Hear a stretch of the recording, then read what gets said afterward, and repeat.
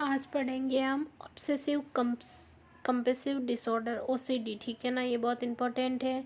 इसमें क्या है, माइंड में अनचाही अनवांटेड यानी कि जिसकी हमें ज़रूरत नहीं है, अनट्यूसिव मतलब कि अस्थायी सोच, प्रसिस्टिव सोच, स्थायी यानी कि परसेंटेज सोच, आइडिया या इमेज का अत्यधिक एंजाइटी व डिसऑर्डर या डिस्ट्रेस पैदा करना क्या कहलाता है, ओसीडी। मतलब कोई आइडिया, कोई दिमाग में बार बार एक ही चीज़ आना, अनवांटेड, हम नहीं चाहते कि वो ना आए फिर भी आना, अनवांटेड, वही वही फीलिंग्स आना, या इमेजिन हम कर रहे हैं वो एंजाइटी पैदा करना, जिससे हमें स्ट्रेस हो, उसको बोलते हैं ओसीडी। ठीक है, इसके पढ़ेंगे हम क्या, कंपोजिशन। ठीक है ना, ऑब्सेसिव से उत्पन्न एंजाइटी को कम करने के लिए अनचाहा और बार बार करने वाला बिहेवियर पैटर्न, जैसे कि पायरिंग, कंटिन्यूस वॉशिंग, जैसे कि कोई लगातार कपड़े धो रहा है, क्लीनिंग कर रहा है, ठीक है ना, या फिर रिपीटिंग वर्ड्स, मतलब कोई काम को बार बार करना, तो उसको ही बोलते हैं। ठीक है ना, अब कपड़े धुप गए लेकिन उसको लगता है कि साफ़ नहीं हुए हैं, तो पूरे दिन कपड़े ही धोता रहेगा, बाथरूम धो रहा है तो बाथरूम ही धोता रहेगा, और अगर उसको लग रहा है मेरे हाथ गंदे हैं तो पूरे दिन हाथ ही धोता रहेगा। ये है, इस रिपीटिव बिहेवियर पैटर्न का उद्देश्य एंजाइटी को कम करना, मतलब उसका उद्देश्य क्या है कि इसको कम करना, ना कि ग्रेटिफिकेशन या प्लेजर प्राप्त होता है उसको। अगर वो ऐसा ना करे ना तो उसको एंजाइटी रहती है, और वो ऐसा कर लेता है बार बार तो उसको ग्रेटिफिकेशन मिल जाता है, प्लेजर हो जाता है कि हाँ मैंने कर लिया, लेकिन फिर दिमाग में आइडिया आ जाता है उसके। ऑब्सेसिव जो बिहेवियर पैटर्न होता है, obsessive thought new new neutralise हो जाती है। ठीक है, ऑब्सेसिव कंपल्सिव प्राय एक साथ प्रकट होते हैं, जिसके कारण व्यक्ति का दैनिक जीवन प्रभावित होता है। ठीक है ना, इसमें क्या होता है, जो रिप्रेशन डिस्प्लेसमेंट होता है, डिस्प्लेसमेंट अनड्यूरिंग डिफेंस मैकेनिक्स सम्मिलित होती है, स्ट्रेसफुल समय होता है, ओसीडी की संभावना को बढ़ जाती है। ठीक है ना, अब हम इसका मैनेजमेंट कैसे करेंगे भाई, कि ओसीडी हो गया, पहले हम क्या है, वो जो सर्टिफिकेशन है ना उसका, मतलब उसकी जो चीज़ है तो उसको आइडेंटिफिकेशन करेंगे कि भाई इसको क्यों हो रहा है, फिर हम उसका पता लगा के उसका सॉल्यूशन करेंगे। ठीक है, फिर जो ये बिहेवियर है ओसीडी का, उसका क्या करेंगे हम, उसको हम है ना पूरा समय उपलब्ध कराएंगे कि भाई ऐसा नहीं करना है, उसको समझाएंगे, ये सब कुछ करना है। उसको लिमिटेस लगा देंगे कि आपको ये बार बार नहीं करना, उसको एक जगह बिठा देंगे। ये सब कुछ करने से उसका थोड़ा ये हम ऐसे मैनेजमेंट कर सकते हैं। ठीक है ना,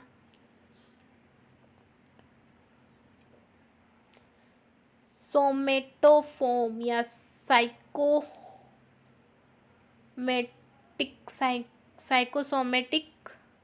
साइकोसोमेटिक या साइकोफिजियो सोशियोलॉजिकल डिसऑर्डर।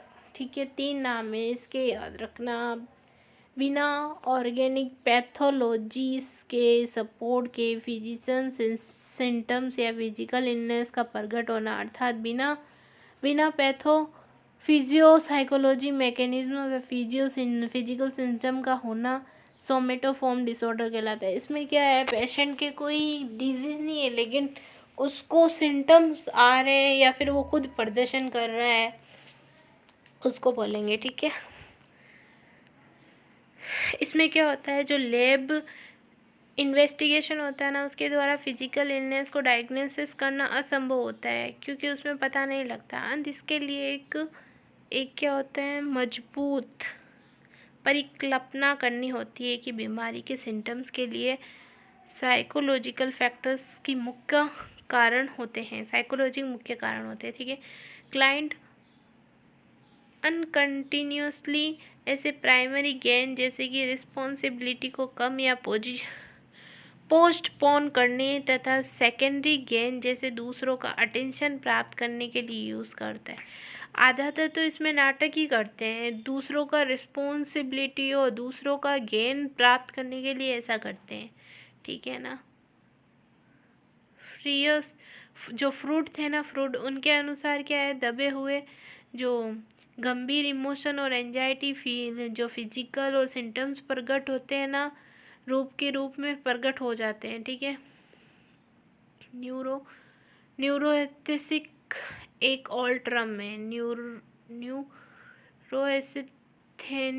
क्या है, एक ओल्ड टर्म है जिसका कभी कभी फंक्शनल साइकोटोमिक इलनेस के लिए यूज़ किया जाता है, जो थोड़े फिजिकल या मेंटल जो क्रोनिक जो एंजाइटी होती है,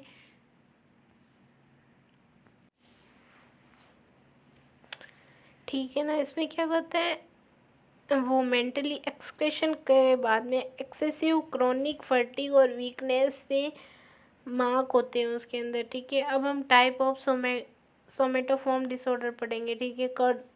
कन्वर्जन डिसऑर्डर पहला, सेकंड है हाइपोकॉन्ड्रियासिस, थर्ड है हिस्ट्रिया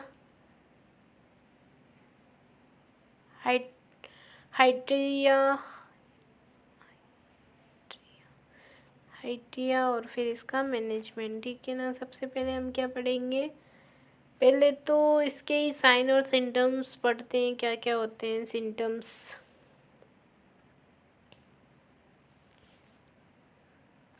पहला है कन्वर्जन डिसऑर्डर। साइकोलॉजिस्ट कन्फेस्ड के कारण क्या होता है, बॉडी फंक्शन का लॉस या फिर चेंजेस होना। कन्वर्जन डिसऑर्डर को कई बार हम फासिडो न्यूरोलॉजिकल डिसऑर्डर भी कहते हैं, क्योंकि ये झूठे होते हैं, न्यूरोलॉजिकल बीमारी के समान होते हैं, ठीक है। क्लाइंट इस साइकोलॉजिकल कंसिस्ट से अनअवेयर होता है, वह अपने सिम्टम को कंट्रोल करने में असमर्थ होता है। सिम्टम और conversion disorder paralysis, urine retention, deafness, anosmia, loss of sense of smell, seizure, dyspnoea, diplopia, apnoea, blindness, ये सब कुछ होता है, ठीक है। ये सब सिम्टम्स क्या करते हैं, पेशेंट को स्ट्रेस करवाते हैं, ठीक है ना, एक्सपोजर होने के लिए प्रकट करते हैं। ये फालतू ही होते हैं, कोई मतलब नहीं होता है इन सिम्टम्स का, झूठ मूठ ही होते हैं ये।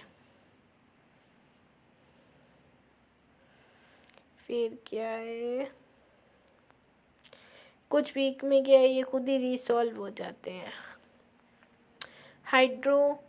हाइपोकॉन्ड्रियासिस, इसमें क्या होता है, फिजिकल इलनेस सबूत या एविडेंस नहीं होने के बाद भी गंभीर बीमारी होने का डर रहता है पेशेंट को, ठीक है।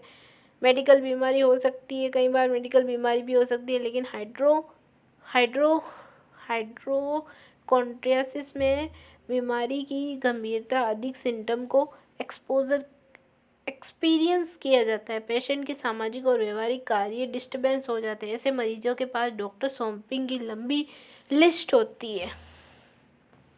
एंजाइटी, डिप्रेशन और ओसीडी हाइड्रोकॉन्ड्रियासिस से ही संबंध रखते हैं, ठीक है। हिस्ट्रियोलॉजिकल टर्म कन्वर्जन डिसऑर्डर है, ठीक है। यूटेरस से उत्पन्न हुआ है ये शब्द, ये क्या है, पोलियोसिस्टेमेटिक डिसऑर्डर जो प्राय वुमन या एल्डोसिन से शुरू होता है। ये ऑर्गेनिक पैथोलॉजिकल एक्सप्लेन नहीं किया जा सकता है। रिकरेंटली मल्टीपल सोमेटिक से ये प्रदर्शित होता है। कंप्लेंट्स होती है ना, कंप्लेंट्स, उसकी वजह से सूडो क्या रहे, फ्रूट थे ना, फ्रूट उनके अनुसार क्या है, unacceptable emotional physical symptoms cover होकर बॉडी से बाहर निकलते हैं ना, उनको बोलते हैं। ठीक है, मैनेजमेंट क्या ही करेंगे, एंजाइटी व रेस्टलेस को कम करने के लिए relaxation therapy, yoga, medication, auto hydro हाइपोसिस देंगे, उसको ग्रुप थेरेपी देंगे। विद पेशेंट को सम प्रॉब्लम्स के लिए उसको हम सपोर्ट करेंगे। बिहेवियर थेरेपी देंगे, मॉडिफिकेशन करेंगे, शरीर की फिजिकल प्रॉब्लम के बारे में रोगी की ज्ञान तथा चेतना को असेस करेंगे, ये सब कुछ करेंगे। ठीक है, अब